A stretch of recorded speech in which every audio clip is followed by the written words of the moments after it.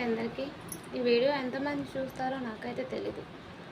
ఇప్పుడు వంశీరెడ్డిని ఒకతను మెసేజ్ చేశాడు, పని పాట లేదా నీకు, వెళ్ళి ఎవరిదైనా చంక నాకు అని.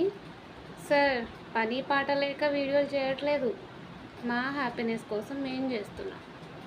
మాకన్నా ఎక్కువ పని చేస్తారా మీరు? పొద్దున్నే 5:30, 6 లేవాలి, ఇంట్లో పనులన్నీ చేసుకోవాలి, పిల్లల్ని స్కూల్కి పంపాలి, భర్తని పనికి పంపాలి, లేక ఆఫీస్కి పంపాలి.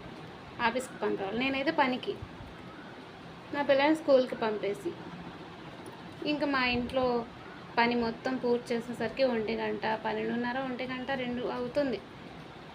చెప్పలేం ఏ టైం అవుతుందో.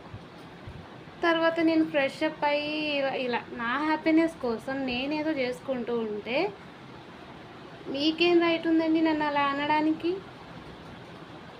ఇది కరెక్ట్ కాదు. మీకు నచ్చితే లైక్ చేయండి, లేకపోతే వెళ్ళిపోండి. అంతేగాని నోటుకొచ్చినట్టు వాగొద్దు, ఓకేనా?